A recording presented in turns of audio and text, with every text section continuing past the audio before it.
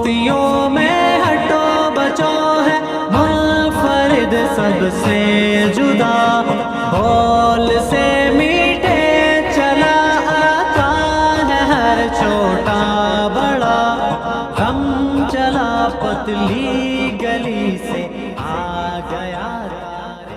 الحمد لله نحمده ونستعينه ونستغفره ونؤمن به ونتوكل عليه ونعوذ بالله من شرور أنفسنا ومن سيئات أعمالنا، من يهده الله فلا مضل له ومن يضلل فلا هادي له، ونشهد أن لا إله إلا الله وحده لا شريك له، ونشهد أن محمدًا عبده ورسوله صلى الله تعالى عليه وعلى آله وأصحابه وبارك وسلم تسليمًا كثيرًا، أما بعد، فأعوذ بالله من الشيطان الرجيم، بسم الله الرحمن الرحيم، يا أيها الذين آمنوا ادخلوا في السلم كافة ولا تتبعوا خطوات الشيطان إنه لكم عدو مبين۔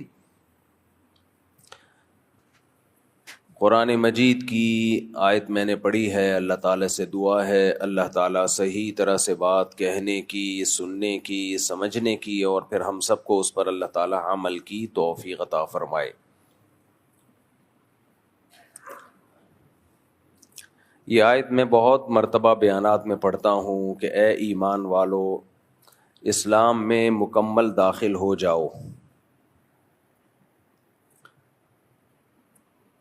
اسلام میں مکمل داخل ہونے میں جو چیز سب سے بڑی رکاوٹ ہے وہ ہے انسان کی خواہشات۔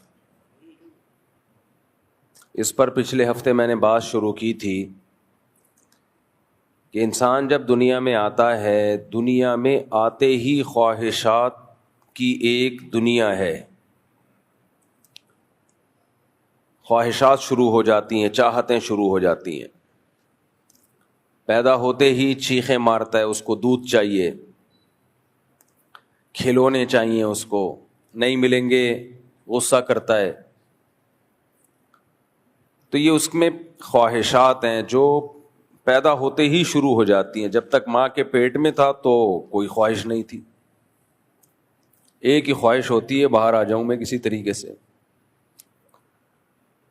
اور وہ قدرت نے انتظام کیا ہوا ہے اس کو باہر لانے کا، لیکن ڈاکٹروں کو اللہ کا بنایا ہوا نظام چونکہ پسند نہیں ہے، لہذا وہ قصائی بن کے چیر پھاڑ کر کے ٹائم سے پہلے نکال لیتے ہیں۔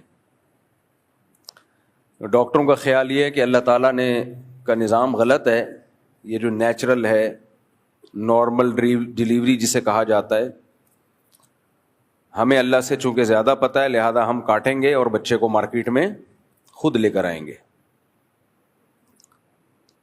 خیر، موضوع نہ تبدیل ہو جائے، میں اصل موضوع پہ آتا ہوں۔ آپ کہہ سکتے ہیں کچھ عورتیں بیمار بھی تو ہوتی ہیں، کچھ یقیناً ہو سکتی ہیں، یہ نہیں ہو سکتا کہ ہر 2-3 کے بعد آپریشن، 2-3 کے بعد آپریشن، اس سے تو دنیا کا نظام ہی تباہ و برباد ہو جائے۔ خیر، تو جب دنیا میں آتا ہے خواہشات اس کی شروع ہو جاتی ہیں، پھر اس کو خواہشات کا اتنا بڑا جال اور اتنا بڑا سمندر اس کے سامنے ہوتا ہے کہ اسے اگر صحیح راستے کا پتہ نہ چلے، سیدھے راستے کی ہدایت نہ ملے، تو وہ غلط رخ پہ چلنا شروع کر دیتا ہے۔ یہ ہدایت اس کو کہاں سے ملتی ہے؟ یہ ہدایت اس کو کبھی کلچر بتاتا ہے صحیح کیا ہے غلط کیا ہے، اس کا خاندان بھی بتا رہا ہوتا ہے، اس کے دوست احباب اس کو گائیڈ کر رہے ہوتے ہیں، یعنی پہلے دن سے اس کو گائیڈنس ملنا شروع، کچھ بعض دفعہ اس کی عقل بھی ہدایت دے رہی ہوتی ہے اس کو، وہ بتا رہی ہوتی ہے یہ صحیح ہے یہ غلط ہے۔ تو بہت سارے اسباب مل کے اس کو سدھارنے کی بھی کوشش کرتے ہیں اور بگاڑنے کی بھی کوشش کرتے ہیں، یہ دونوں کوششیں ایک ساتھ ہو رہی ہوتی ہیں۔ اچھا وہ کیا کرتا ہے، انسان کے اندر یہ ٹیکنیکل فالٹ ہے کہ وہ ہر گائیڈنس کو، ہر ہدایت کو سیدھا راستہ سمجھ کے لے رہا ہوتا ہے، حالانکہ وہ ہر ہدایت سیدھا راستہ نہیں ہوتی. ہندو کے ہاں جب بچہ پیدا ہوتا ہے تو وہ دیکھتا ہے، اسے نہیں پتا کہ میں نے عبادت کرنی ہے نہیں کرنی ہے تو کتنے معبود ہیں، پتھر کی عبادت کرنی ہے یا ایک خدا کی عبادت کرنی ہے، اسے کچھ معلوم نہیں ہے. لیکن نبی صلی اللہ علیہ وسلم نے فرمایا فَأَبَوَاهُ يُهَوِّدَانِهِ أَوْ يُنَصِّرَانِهِ أَوْ يُمَجِّسَانِهِ. بچہ اپنے والدین کو دیکھتا ہے کہ وہ پتھر کی مورتیاں بناتے ہیں اور ان کے سامنے میرے ماں باپ جھکتے ہیں، تو وہ یہاں سے گائیڈنس لیتا ہے، وہ سمجھتا ہے کہ یہ عمل ٹھیک ہے، مجھے بھی ایسا کرنا چاہیے، وہ اس کو ٹھیک سمجھنا شروع کر دیتا ہے. اپنے خیال میں وہ سیدھا راستہ لے رہا ہے، لیکن آپ کا کیا خیال ہے، یہ ہدایت درست ہدایت ہے یا غلط ہدایت ہے؟ بولو نا، غلط ہدایت ہے بھائی.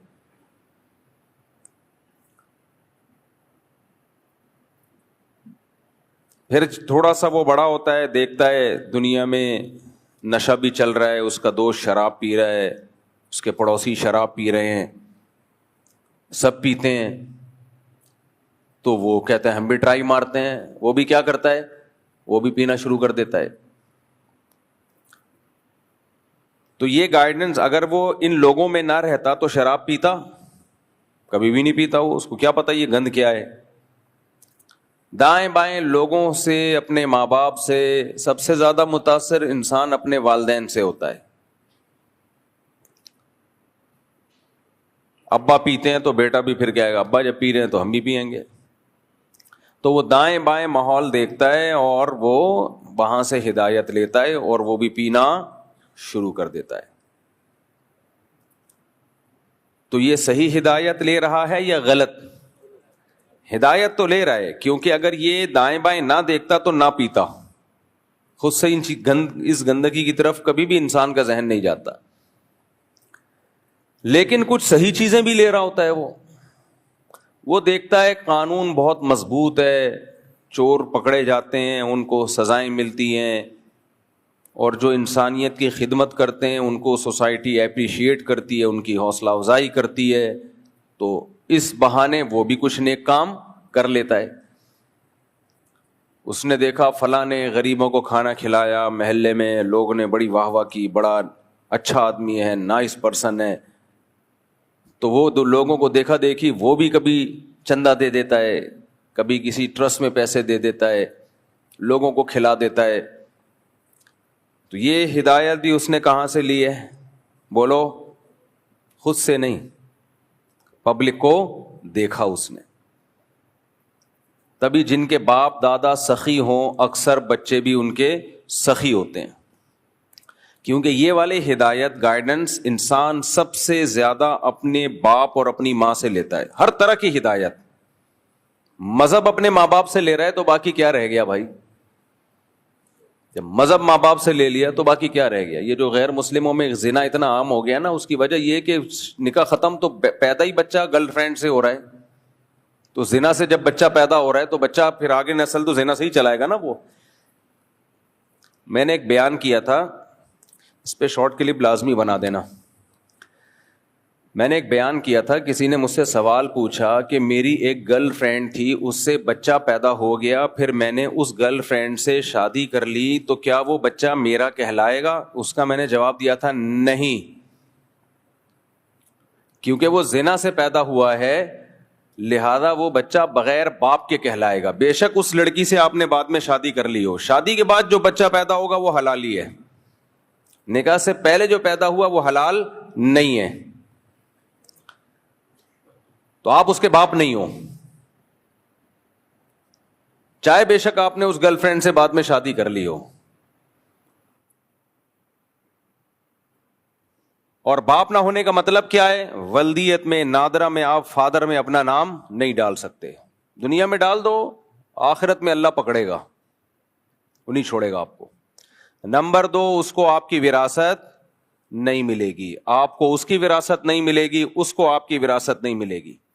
نمبر 3, اس کے ذمے آپ کے کوئی حقوق نہیں ہے جو باپ والے حقوق ہوتے ہیں نا, صلہ رحمی, رشتہ داری جوڑنا اور خیال کرنا بڑھاپے میں, آپ کا کوئی حق اس پہ بولو نہیں ہے. چوتھی بات, آپ کا بھائی اس کا چچا نہیں کہلائے گا, آپ کا بڑا بھائی اس کا تایا نہیں کہلائے گا, اس کا ددیال سے کوئی لینا دینا نہیں ہے. یہ میں نے مسئلہ بیان کیا. میں نے کہا اس کا نسب چلے گا ماں سے.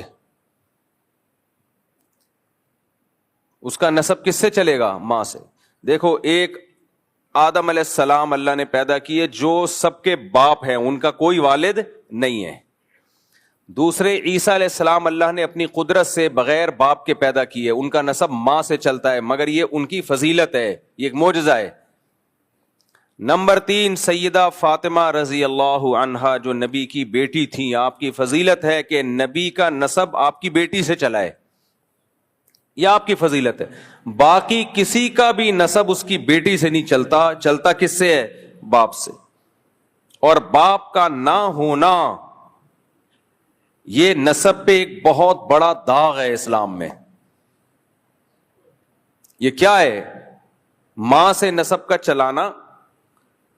یہ 3 شخصیات تو مستثنا ہیں, آدم علیہ السلام, سید الانبیاء محمد صلی اللہ علیہ وسلم اور عیسیٰ ابن مریم.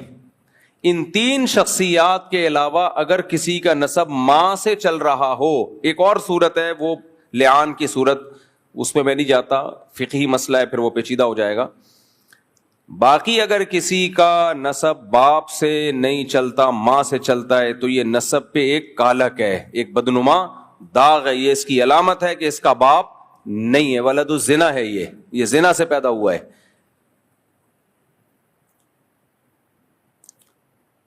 اب میں نے جب یہ مسئلہ بیان کیا کہ بھئی اس کا نسب چلے گا ماں سے, وراثت ملے گی کہاں سے؟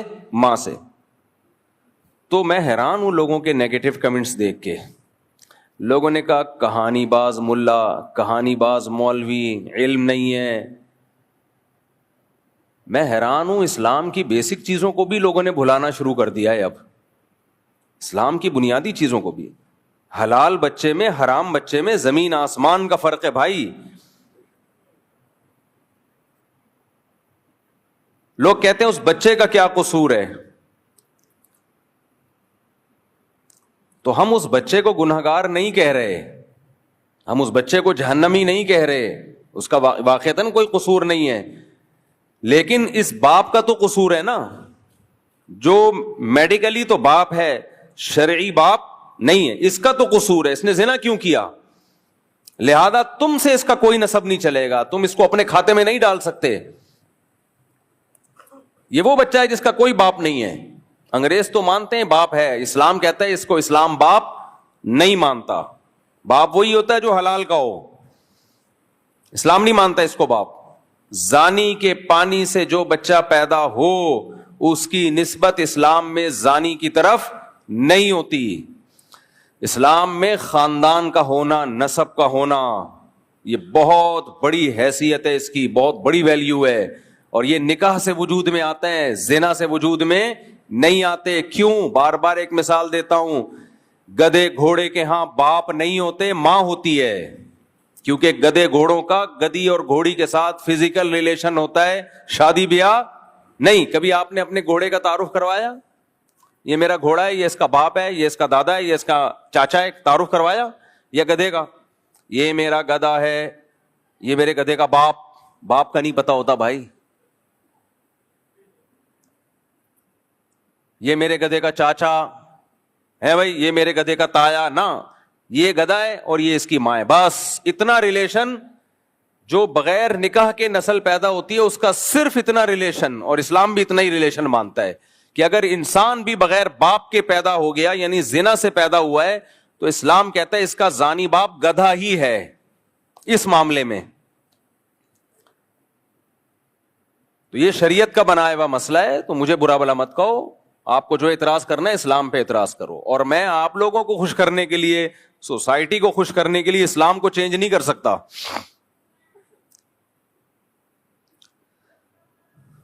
اسلام کو چینج کرنا ہوتا نا، میں 4 شادیوں پہ بات ہی نہیں کرتا، کیونکہ لوگ خوش نہیں ہوتے اس سے. جو پڑھے لکھے لوگ ہیں نا، جناب پروفیسر غامدی صاحب نے بیان دیا ہے بھی 4 شادیوں کے خلاف. انہوں نے بڑے اپنے ہی، وہ جو ان کا ایک اچھا اسٹائل ہے بات کرنے کا، اس اسٹائل میں انہوں نے کہا ہے کہ وہ میں اس لیے پیش کر رہا ہوں آپ کے سامنے، اس کے نیچے پازیٹیو کمنٹس، لوگوں کے کمنٹس کیا تھے کہ یہ ہوتے ہیں پڑھے لکھے لوگ.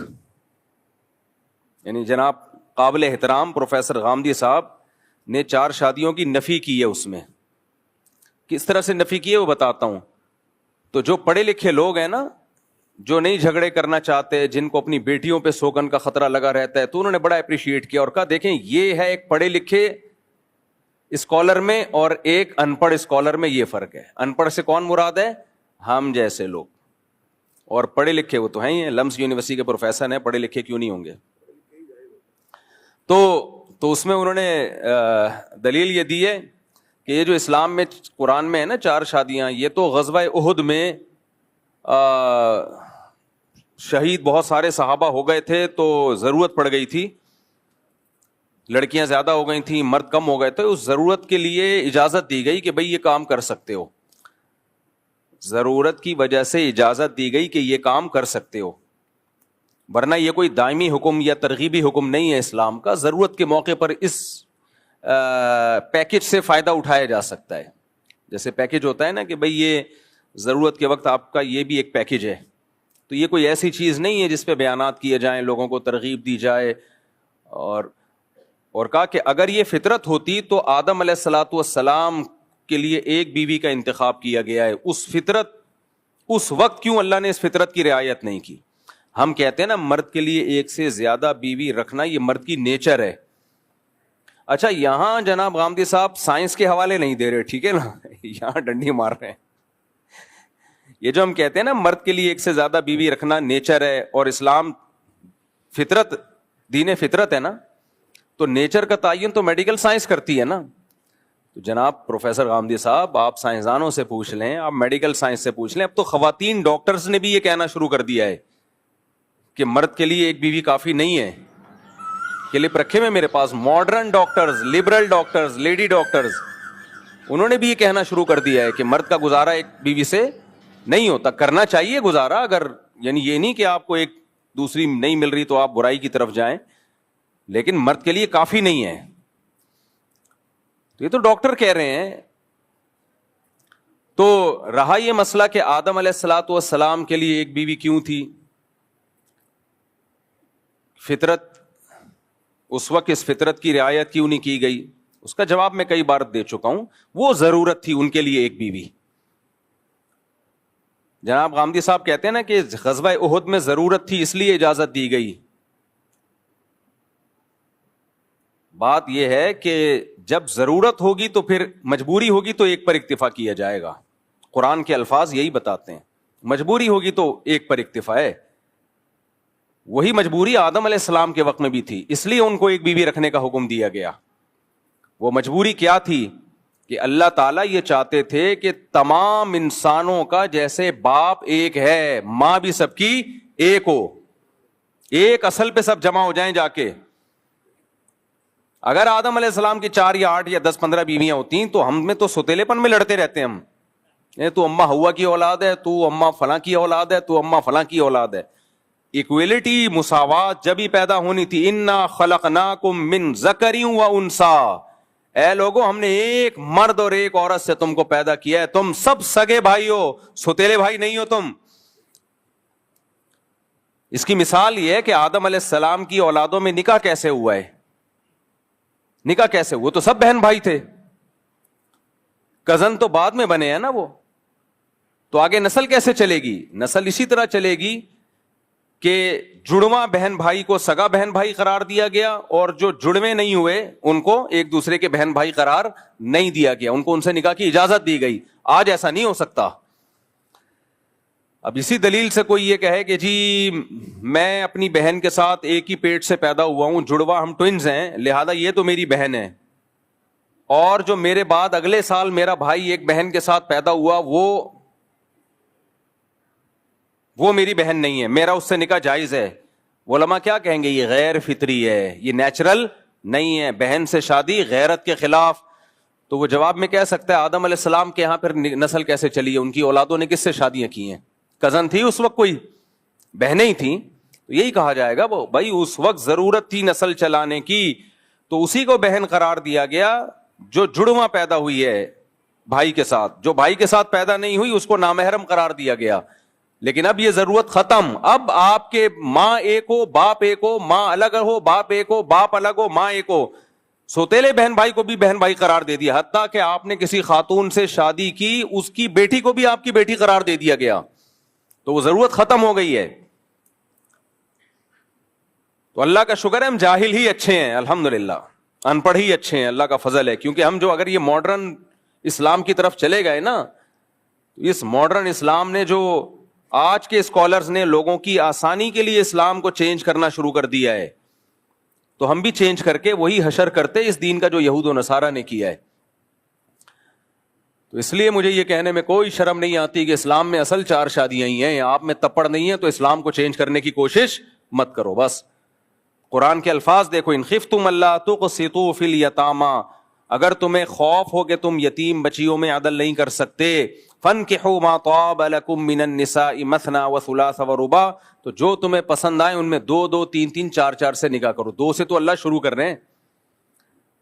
فإن خفتم اللہ تعدلوا، اگر خوف ہو کہ عدل نہیں کر سکتے، یعنی اصل مسئلہ تو وہی ہے کہ زیادہ کرو، لیکن اگر تمہارے اندر تپڑ نہیں ہے.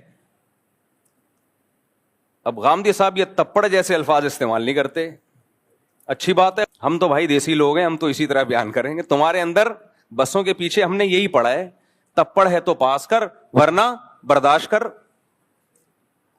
کیا خیال ہے؟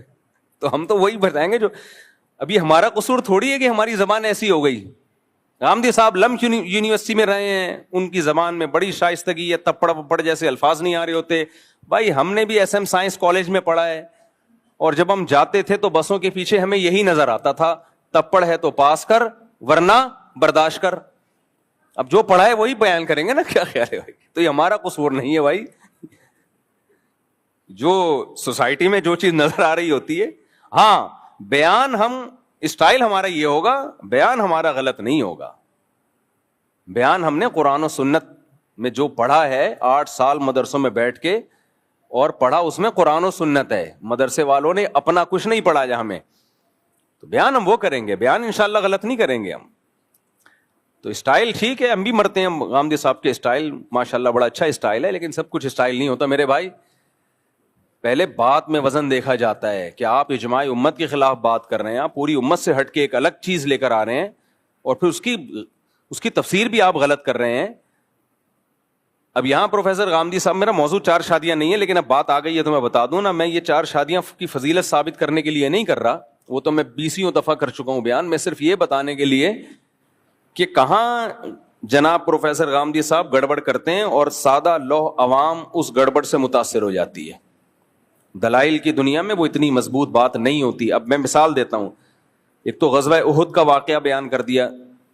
پہلی بات، آپ نے جو اس آیت کی تفسیر میں کہا کہ غزوہ احد میں ایسا ہوا تھا اس لیے اجازت دے دی گئی، تو یہ تو آپ نے حدیث سے لیا ہے.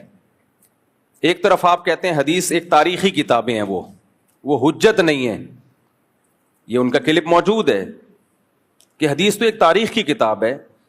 اگر یہ ہسٹری کی کتاب ہے، تاریخ کی کتاب ہے، ہم بھی مانتے ہیں تاریخ کی کتاب ہے، لیکن کس کی ہسٹری ہے؟ پیغمبر کی باتیں اس میں. ہسٹری اگر مستند ذریعے سے ہم تک پہنچی ہو تو مانی جائے گی یا رد کیا جائے گا؟ مانی جائے گی. تو نبی کی ہسٹری اگر اس میں بیان ہو رہی ہے اور نبی کے اقوال بیان ہو رہے ہیں تو ہم اس کو کیسے رد کر سکتے ہیں؟ وہ نبی کے آرڈرز ہیں. تو آپ نے کیا کیا کہ جب وہ حدیث آپ کے فیور میں جا رہی ہے تو آپ اس حدیث سے استدلال کر رہے ہیں، اور جب وہ آپ کے فیور میں نہیں ہے تو آپ کہتے ہیں یہ حدیثیں تاریخ کی کتابیں ہیں. تو قرآن میں کہاں لکھا ہے کہ یہ غزوہ احد کے موقع پہ ایسا ہوا تھا؟ یہ تو حدیث سے ہے. اور سیدہ عائشہ رضی اللہ تعالی عنہا اس حدیث کی کیا تفسیر کرتی ہیں؟ بخاری میں وہ تفسیر موجود ہے. اگر آپ نے حدیث ہی لینی ہے تو بخاری کی حضرت عائشہ کی تفسیر لیں. حضرت عائشہ فرماتی ہیں کہ پہلے زمانے میں، یعنی نبی کے دور میں، ایسا ہوتا تھا کہ یتیم بچیاں کسی شخص کی کفالت میں ہوتی تھیں، وہ چاہتا تھا اس یتیم بچی سے شادی کرنا، جیسے کوئی نامحرم بچی لے کے پال لی, اب وہ جب جوان ہو رہی ہے تو دل چاہ رہا ہے کہ میں ہی اس سے نکاح کر لوں. تو وہ کیا کرتے تھے, اس بچی کا جتنا مہر بنتا تھا نا اتنا نہیں دیتے تھے, کم مہر. اب بچی کا باپ زندہ ہوتا تو وہ اپنی بیٹی کو کم مہر میں نہیں جانے دیتا, وہ کہتا ہے میری بیٹی میں یہ خاصیت ہے تو میں اس کا زیادہ مہر لوں گا. اب مطالبہ کرنے والا باپ تو ہے نہیں, تو یہ شخص کیا کرتا تھا, نکاح کرنے کے لیے بہت تھوڑا مہر کر کے خود ہی اس سے نکاح کر لیتا تھا. تو اللہ نے فرمایا کہ یہ یتیم بچی کے ساتھ ظلم ہے کہ تم اس کو مہر کم دے رہے ہو اور اس سے نکاح کر رہے ہو. اس سے نکاح کرنا ہے تو اتنا مہر دو جتنا اس کی خاندان کی عورتوں کا, جس کو مہر مثل کہا جاتا ہے, جو ان کا اسٹینڈرڈ ہے, ادروائز تم اس سے نکاح مت کرو.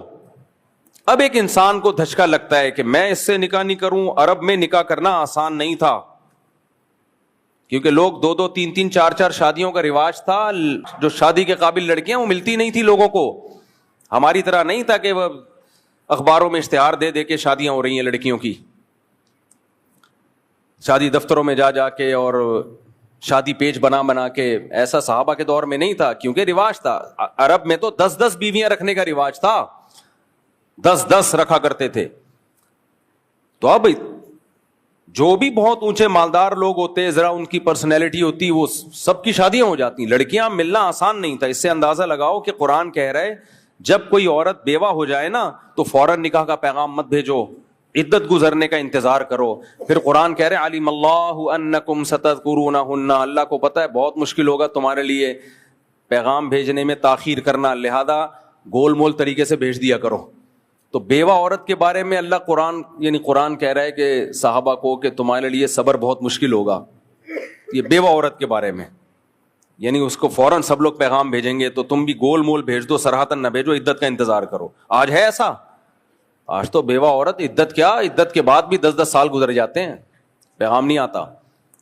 تو یہ انہی افلاطونیوں کی وجہ سے ہے کہ ایکچولی کر کے پورے دین کا بیڑا غرق کر دیا. ایکچولی اس دور میں تو ایسا, ایکچولی اس دور میں 4-4 شادیوں سے زیادہ کا رواج تھا, اس لیے لڑکیاں ملتی نہیں تھی. اب کسی نے یتیم بچی پالی بھی ہے تو اسی پہ اس کا دل آتا تھا میں شادی کروں گا. اب پیسے ہیں نہیں شادی کے مہر دینے کے, تو وہ کیا کرتے تھے, یار تھوڑا مہر دے دو اور کر لو نکاح. قرآن نے ظلم سے روکا, اور الفاظ دیکھو وَإِنْ خِفْتُمْ أَلَّا تُقْسِطُوا فِي الْيَتَامَىٰ, تمہیں خطرہ ہے کہ تم یتیم بچیوں میں ظلم کرو گے, یعنی ان کو پورا مہر نہیں دو گے. تو اللہ کہتے ہیں فَانْكِحُوا مَا طَابَ لَكُم مِّنَ النِّسَاءِ, دیکھو پھر اس سے نکاح مت کرو, تمہارے پاس تو اتنی گنجائشیں ہیں, ان کے علاوہ 2-2, 3-3, 4-4 عورتوں سے نکاح کرو. تو جس مذہب نے 2-2, 3-3, 4-4 عورتوں سے نکاح کی تمہیں پرمیشن دی ہو, تمہیں کیا ضرورت ہے کہ اسی سے کرو؟ پھر کیا ضرورت ہے اسی سے کرو؟ اس کی مثال ایسے ہے جیسے آپ بچے کو, یا ہم شوگر کے مریض کو منع کرتے ہیں مٹھائی کھانے سے, وہ پھر بھی لڈو کی طرف ہی بڑھ رہا ہے. ہم کہتے ہیں یار ایک لڈو کے پیچھے کیوں آ رہے ہو, تمہیں تو اللہ نے اتنی اجازت دی ہے, 20 چیزیں ڈاکٹر نے کہا ہے تم کھا سکتے ہو, سموسے بھی کھا سکتے ہو, پکوڑے بھی کھا سکتے ہو, اور خربوزے بھی کھا سکتے ہو, وغیرہ وغیرہ 20 چیزیں کھا سکتے ہو, تو لڈو ہی پہ تیرا دل کیوں آیا ہوا ہے؟ اور کیا کھانے کی چیزیں کم پڑ گئی ہیں؟ تو اللہ نے بھی یہاں صحابہ کو خطاب کیا کہ جس مذہب نے تمہیں 2-2, 3-3, 4-4 شادیوں کی اجازت دی ہو, نکاح کا دروازہ تو کھلا ہوا ہے, تو کیوں کسی لڑکی سے نکاح کر کے کم مہر دے رہے ہو؟ چھوڑ دو اس کو, اس سے کوئی بھی نکاح کر لے گا. تم ان کے علاوہ 2-2, 3-3, 4-4 سے نکاح کرو.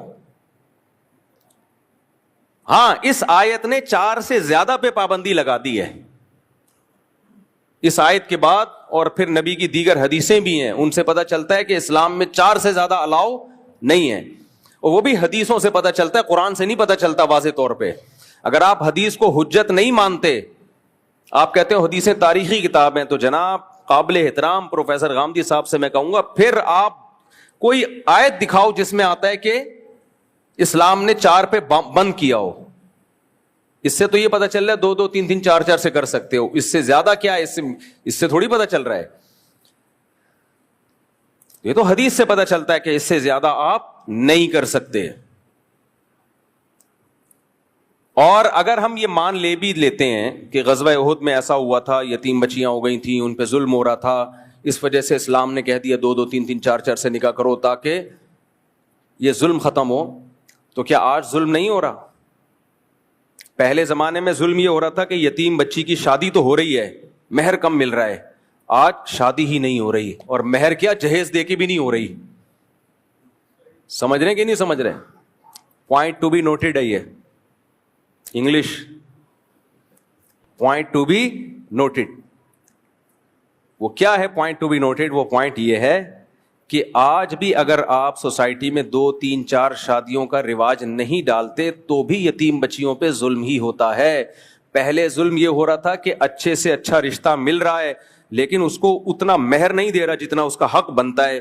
آج پہلی بات لوگوں نے ایک رکھی ہوئی ہے, لڑکیاں اتنی زیادہ ہو گئی ہیں ہماری سوسائٹی میں کہ ایجوکیٹڈ لڑکیوں کی شادی نہیں ہو رہی, یتیموں کو تو کوئی ویسے ہی پوچھتا نہیں. اور یتیم بچی کا اگر اچھا رشتہ مل جائے, کوالیفائڈ, کوئی ڈاکٹر, انجینئر, کوئی لمس یونیورسٹی کا پروفیسر, ایسے اچھے کوئی خاندانی لوگ مل بھی جائیں, جناب پروفیسر غامدی صاحب جیسے اور ان کے داماد جیسے خاندانی لوگ اگر مل بھی جائیں تو بھی میرے بھائی ان کو مہر دینا تو دور کی بات, وہ جہیز دے رہی ہوں پھر بھی نہیں کر رہا ہوتا کوئی, یعنی مل ہی نہیں رہا. تو آج زیادہ ظلم ہو رہا ہے. اس لیے سوسائٹی میں آپ 2 3 4 شادیوں کا رواج عام کریں گے تو پھر لڑکیاں, جب نکاح کے قابل لڑکیاں ختم ہو جائیں گی, جب ختم ہوں گی تو مرد روڈیں ناپتے پھریں گے پھر کہ ہمیں بیوی چاہیے, اور جب وہ روڈ ناپیں گے تو پھر شادی لڑکی کی مرضی پہ ہوگی, آپ کی مرضی پہ نہیں ہوگی. سپلائی اور ڈیمانڈ کا اصول جناب غامدی صاحب نے مجھ سے زیادہ پڑھا ہوگا لمس یونیورسٹی میں. جس چیز کی سپلائی زیادہ ہو ڈیمانڈ کم ہو اس کی ویلیو بڑھتی ہے یا گرتی ہے؟ دھڑام سے نیچے آتی ہے. جس کی ڈیمانڈ زیادہ سپلائی کم اس کی ویلیو بڑھتی ہے. اسلام نے ہر مرد کو 4 شادیوں کی ترغیب دی سوائے ان کے جو کمزور ہیں, ان کے علاوہ ہر مرد کو 4 شادیوں کی ترغیب دی, جبکہ عورتیں 1 کے مقابلے میں 4 پیدا نہیں ہوتی ہیں. اتنا گروتھ ریشو تھوڑی ہے کہ 1 کروڑ آبادی ہے تو 4 کروڑ لڑکیاں اس میں, گروتھ ریشو برابر ہی رکھا ہے. تو اس سے کیا پتا چلتا ہے بھائی, کوشش ہر شخص 4 کی کرے گا, کامیاب نہیں ہوگا اس میں. کچھ 2 کر لیں گے, بہت کم ہوں گے جو 4 کر پائیں گے بھی, کیونکہ یہ یک طرفہ کام نہیں ہے. وہ بھی تو راضی ہوگی نا سامنے والی, تو وہ کیوں آپ کی دوسری بیوی بنے گی, کیوں آپ کی تیسری وائف بنے گی؟ وہ آپ میں کوئی سرخاب کے پر لگا, آپ لمس یونیورسٹی کے پروفیسر ہوں گے تو چوتھی بھی بن جائے گی آپ کی, اور میٹرک کے بھاگے ہوئے ہوں گے تو پہلی بھی نہیں بنے گی. آج غامدی صاحب اعلان کریں میں 3 شادیاں اور کرتا ہوں, دے دنادن رشتے نہ آئے میرا نام بدل دینا. کیوں؟ لڑکیاں پریشان ہیں کہ ہمیں کوئی خاندانی آدمی چاہیے. ان کے لیے آپ نے مصیبت کھڑی کر دی. سب ایک لے کے گھوم رہے ہیں, انجوائے کر رہے ہیں لائف کو, دیکھو ماشاءاللہ.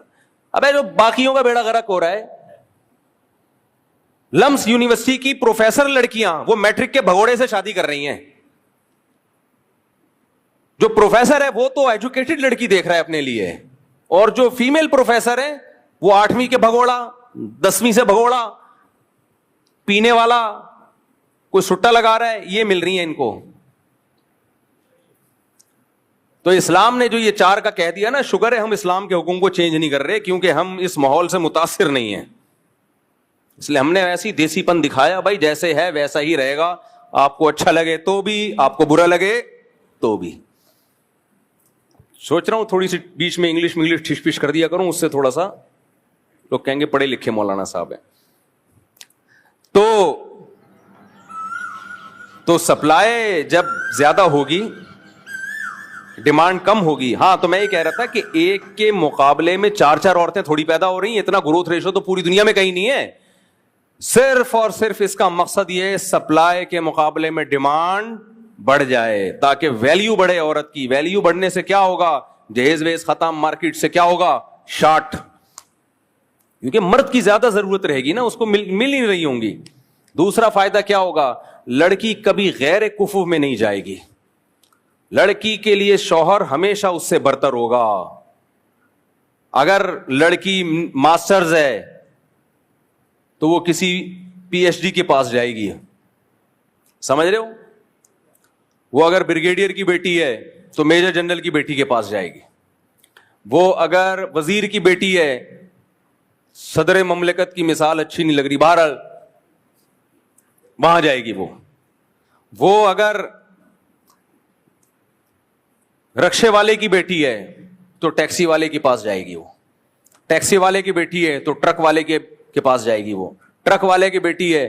بہرحال مالی لحاظ سے, دینی لحاظ سے عورت ہمیشہ اپنے سے اوپر جاتی تھی اسلامی معاشرے میں, کیونکہ شریعت کا حکم ہے کہ غیر کفو میں نہیں کرنا ہے.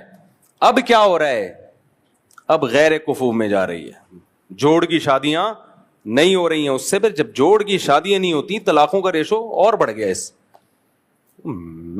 میں نے بتاتا ہوں نا, مذاق تھوڑی کر رہا ہوتا ہوں. میں تو غامدی صاحب نکاح خوان تھوڑی ہیں, میں تو نکاح بھی پڑھاتا ہوں. غامدی صاحب نے کتنے نکاح پڑھائے ہوں گے. آؤ جناب پروفیسر غامدی صاحب, انتہائی احترام کے ساتھ میں آپ کو بتاتا ہوں کس ٹائپ کی شادیاں ہو رہی ہیں مارکیٹ میں. تو میں تو نکاح پڑھا چکا ہوں بھائی. آؤ کبھی ہم آپ کو دکھائیں جو نکاح ہو رہا ہے. اس میں لڑکی ڈاکٹر ہے, لڑکا 8ویں سے بھاگا ہوا, 8ویں بھی کمپلیٹ کر لیتا تو خوشی ہوتی. میں لڑکی کے ابا سے کہہ رہا ہوں یہ کیا ضرورت تھی اس کو دینے کی. کہتے ہیں بیٹا 35 سال کی ہو گئی, عمر نکلی جا رہی ہے. غامدی صاحب کے پاس ان مسائل کا کوئی حل نہیں ہے. ایک بات کر دی بس, امت میں ایک چیز ڈال دی, لیکن اسٹائل پہ لوگ مرتے ہیں کہ دیکھو یہ ہوتا ہے پڑھے لکھے لوگوں کا اسٹائل. اور ایک مولوی بیٹھا ہوا ہے انڈا موڑ پہ, تپڑ ہے تو پاس کر ورنہ برداشت کر. مانتا ہوں بھائی ہمارا اسٹائل دیسی ہے.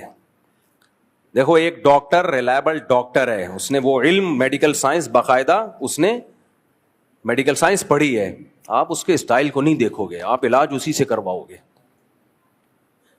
میں نے بد اخلاق ڈاکٹروں سے بھی لوگوں کو علاج کراتے ہوئے دیکھا ہے, بدتمیز ڈاکٹروں سے بھی. ڈانٹتے ہیں کلینک میں, مارتے ہیں, بھگاتے ہیں, بدتمیزی کرتے ہیں. میں لوگوں سے کہتا ہوں کیوں جاتے ہیں اس کے پاس, کہتے ہیں یار شفا اس کے ہاتھ میں, اس کی دوا سے بندہ ٹھیک ہو جاتا ہے. تو اخلاق بھی اچھی چیز ہے, ہونے چاہیے انسان میں. بات کرنے کا اسٹائل بھی اچھا ہونا چاہیے. یہ سب شریعت کی تعلیمات ہیں. اگر کسی عالم میں نہیں ہے, مجھ میں نہیں ہے, تو ایک عیب ہے, اس کو دور کرنا چاہیے. لیکن یہ نہیں ہو سکتا کہ مسائل آپ علماء یا مفتیان کرام کے علاوہ کسی اور سے پوچھنا شروع کر دیں. ہر چیز کا ایک پراپر طریقہ ہوتا ہے, پراپر وے میں علم حاصل ہوتا ہے. اس کے بعد انسان اس بات کے لائق بنتا ہے کہ وہ شرعی مسائل لوگوں کو بتائے. اس میں بھی گمراہ لوگ ہوتے ہیں, مولویوں میں بھی, لیکن اس میں پھر آپ نے دیکھنا ہے کہ اہل حق میں کون ہے اور گمراہ کون ہے. لیکن یہ نہیں ہو سکتا کہ جو جس کی فیلڈ ہے اس کے علاوہ سے آپ مسائل پوچھنا شروع کر دیں. تو اور بھی بہت کچھ ہے. حضرت عیسیٰ علیہ الصلوۃ والسلام کی حیات کا انکار, بخاری مسلم کی کتنی صحیح حدیثیں ہیں. عیسیٰ ابن مریم قرب قیامت میں نازل ہوں گے, قرآن کی کتنی آیتیں ہیں, کتنی واضح آیتیں ہیں. تو ابھی ٹاپک نہیں ہے میرا, لیکن یہ بیچ میں ایک بات آ گئی تو اس لیے میں نے اس پہ بات کر لی ہے. تو میں آپ سے یہ کہہ رہا تھا کہ بھائی ہم جو قرآن و سنت ہے وہ بیان کریں گے, آپ کو اچھا لگے تو بھی بیان کریں گے, اچھا نہیں لگے تو بھی. تو میں اس پہ بیان کر رہا تھا کہ گرل فرینڈ سے اگر بچہ پیدا ہوتا ہے تو گوروں کے ہاں تو ڈی این اے سے پتہ چل جائے کہ جمشید کا ہے تو وہ جمشید کا کہتے ہیں. اسلام کہتا ہے ڈی این اے سے بھی پتہ چل گیا, وہ اس بندے نے بھی مان لیا کہ میرا ہے, پھر بھی اسلام اس کو آپ کا نہیں مانتا, کیونکہ وہ زنا سے پیدا ہوا ہے, وہ نکاح سے پیدا نہیں ہوا. تو میں یہ عرض کر رہا تھا, اس پہ لوگوں نے بہت سارے میرے خلاف نیگیٹو کمنٹس کہ اس مولوی کو دیکھو کہانی باز, ایک اور کہانی بیان کر دی اس نے. تو حیرت ہوتی ہے کہ جو اسلام کے جو متفقن علیہ, جس پر پوری امت کا ہمیشہ سے اجماع چلا آ رہا ہے, الولد للفراش, حدیث میں آتا ہے بچہ تمہارا جب ہوگا جو تمہاری بیوی سے پیدا ہو. گرل فرینڈ بیوی تھوڑی ہوتی ہے. ہاں اس بچے کا کیا قصور ہے, تو ہم اس بچے کو کچھ تھوڑی کہہ رہے ہیں. وہ بچے کا نسب ماں سے چلے گا اور اس کو وراثت ماں سے ملے گی, باپ سے نہیں. وہ باپ کو شریعت باپ نہیں مانتی. یورپ امریکہ میں ایسا بہت ہو رہا ہے, کمپلینز آتی ہیں. ایک خاتون نے بتایا کہ میرا شوہر نے اپنی گرل فرینڈ کے بچے کو سے بچہ پیدا ہوا, وہ اب گرل فرینڈ تو چھوڑ چھاڑ کے کہیں چلی گئی, تو وہ بچہ بھی میرے پاس لا کے ڈال دیا کہ تم اس کو پالو. میں نے کہا ایک تو آپ کے وہ ہسبینڈ کا بچہ ہے نہیں, وہ حرام سے یعنی پانی سے پیدا ہوا ہے وہ. دوسرا آپ کی ذمہ داری نہیں ہے, آپ اس کو حوالے کرو اپنے ہسبینڈ کے, بولو بھائی یہ اسلام تو اس کو آپ کا باپ بھی نہیں مانتا, یعنی اسلام آپ کو اس کا باپ نہیں مانتا, یا آپ بھی اس کے باپ نہیں, اس کو اس کی ماں کے حوالے کرو. لوگ کہتے ہیں پھر ماں بیچاری کا کیا قصور ہے جو بغیر باپ کے اپنا بچہ پالے. ماں بیچاری کا کیا قصور ہے جو بغیر باپ کے بچے کو پالے؟ اس کو بیچاری کہتے ہوئے تمہیں شرم نہیں آتی؟ پورا حرام بچہ پیدا کر لیا, ابھی بھی بیچاری ہے وہ. ایک طرف ہو جاؤ, یا انگریز کے بچے بن جاؤ یا اسلام میں آ جاؤ. آج کل ہماری عدالتیں بھی نا پورا یورپ کو فوکس کر رہی ہیں, خواتین کے رائٹس کے معاملے میں بھی, ہر چیز میں. میں کلپ دیکھ رہا ہوتا ہوں وکیلوں کے, عدالتوں میں مرد کی کوئی حیثیت نہیں ہے. خوب سمجھ لو, شادی شدہ مرد کی بات کر رہا ہوں. تم اس وقت تک طاقتور ہو جب تک کما رہے ہو, یا تم نے حرام کاری کے لیے گرل فرینڈ رکھی ہوئی ہے, اس وقت تک تم سر اٹھا کے جیو. جس دن تمہاری شادی ہوئی اور تمہارا بیوی سے اختلاف ہو گیا نا, تو ہماری عدالتوں میں جتنے قوانین ہیں فل سپورٹ کر رہے ہیں عورت کو. تمہاری 2% کی حیثیت نہیں رہے گی. 2%. کیا مطلب؟ تم نے بیوی کو زنا کرتے ہوئے دیکھ لیا, کورٹ میں جاؤ گے کچھ بھی نہیں ہوگا. کورٹ تمہیں 2 چماٹ لگائے گی, چل بدتمیز دفعہ ہو یہاں سے. شرم نہیں آتی؟ بے غیرت. سمجھ رہے ہو؟ پھر آپ کے پاس آپشن کیا ہے کہ میں کون سا راستہ اختیار کروں. دیکھو, بیوی نے آپ کو زنا کرتے ہوئے دیکھ لیا, کورٹ جائے, ٹھک سے کھلا لے, نکل لے پتلی گلی سے, بچے بھی لے جائے, سارا خرچہ بھی لے جائے, اپنا بھی بچوں کا بھی. آپ نے دیکھ لیا تو اب کیا ہوگا؟ تیرا کیا ہوگا کالیا؟ تیرا کچھ بھی نہیں ہوگا. جو کچھ ہوگا تیری بیوی کے ساتھ ہی ہوگا, وہ عیش کرے گی. اب آپ کے پاس آپشن صرف ڈیورس کا ہے. ڈیورس دے کے آپ ایسا چوڑے میں آؤ گے نا, ایسا چوڑے میں آؤ. سب سے پہلے مہر وہ دینا پڑے گا آپ کو. نمبر 2, عدت کے دوران نان نفقہ وہ دینا پڑے گا آپ کو. نمبر 3, بچے آپ کو قیامت تک نہیں ملیں گے, یہ ذہن میں رکھنا. آپ کہہ سکتے ہو یہ لاء میں ایسا لکھا ہوا تو نہیں ہے, لکھا ہوا کچھ اور ہے, عملی طور پر کچھ اور ہوتا ہے. میں وہ نہیں بتاتا جو لکھا ہوا ہے, اس کا کرنا کیا ہے. آپ کے داماد نے لکھ کے دے دیا کہ 1 کروڑ روپے کماتا ہوں, لکھا ہوا کتنا ہے؟ 1 کروڑ. جب پتا چلا, پریکٹیکلی دیکھا, گول گپے کی ریڈی لگاتا ہے. تو لکھے ہوئے کو لوگ ہیں یا جو عملی طور پر چل رہا ہے وہ لوگ ہیں آپ؟ کورٹ میں لکھے ہوئے بہت کچھ ہیں, جو ہو رہا ہے وہ بتا رہا ہوں آپ کو. صحیح ہے نا؟ بچوں سے قیامت تک کے لیے آپ محروم. کیوں محروم ابھی بتاتا ہوں میں. کیونکہ 18 سال تک ماں کے پاس رہیں گے. 18 سال میں ماں ان کی ایسی کھوپڑی خراب کر چکی ہوگی کہ اس کے بعد ویسے ہی آپ سے اتنا بدگمان ہوں گے, آپ ملنا بھی چاہیں گے تو نہیں ملیں گے وہ. کیونکہ ماں ان کو یہ بتائے گی کہ یہ تم سے ملتا نہیں ہے, حالانکہ ملنے دے نہیں رہی ہوگی, ڈبل گیم کھیل رہی ہوگی. کہے گی ملتا نہیں ہے, آپ تم سے دیکھو, اور وہ ملنے کی کوشش کر رہا ہوگا تو ملنے دے گی نہیں. ڈبل گیم چل رہا ہے بھائی. خیر, تو 18 سال تک بچوں کا خرچہ کس کے کندھے پہ آئے گا؟ آپ کے, جو آپ کی سیلری سے کٹے گا. نہیں دیا تو آپ جیل, آپ ہو گئے اندر, آپ جیل کی کوٹری میں بند. 18 سال تک آپ خرچہ دو گے, اور خرچہ بھی ٹھیک ٹھاک کر دیا ہے. اس کے بعد بچوں کی آدمی خرچہ دیتا ہے, کہتا ہے باپو میں ٹھیک ہے یار دوں گا, لیکن کچھ میری بھی تو چلے نا بچوں پہ. آپ کی ٹکے کی نہیں چلے گی. جیسے خانسامہ خدمت کرتا ہے, چلتی خانسامہ کی ہے گھر میں. دیکھو, باپ نان نفقہ برداشت کرتا ہے تو چلتی بھی کس کی ہے؟ باپ کی. آدمی کہتا ہے کوئی بات نہیں, میں سربراہ ہوں, میں کھلاتا ہوں, تو سربراہ بھی تو میں ہی ہوں نا. لیکن اگر آپ کھلا رہے ہو اور سربراہ نہ ہو آپ, تو پھر آپ بولتے ہو میں خانسامہ ہوں, میں نوکر ہوں. کیا خیال ہے بھائی؟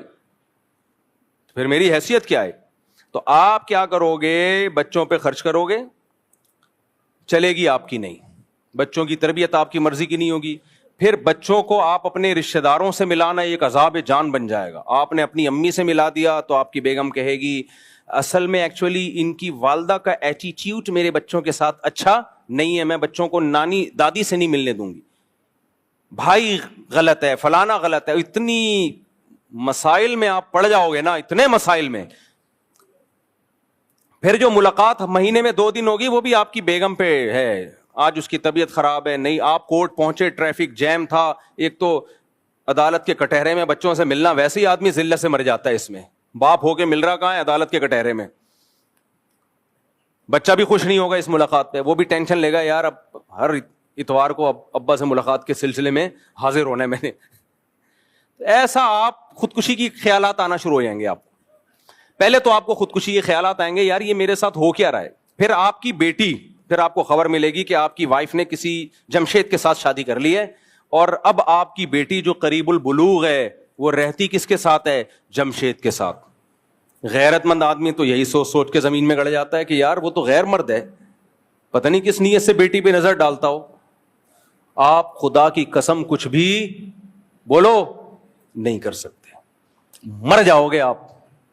خودکشیاں کی ہیں باپوں نے, حتیٰ کہ عدالتوں میں بھی قتل ہوئے ہیں, لیکن یہ لوگ ایسی خبروں کو چھپاتے ہیں.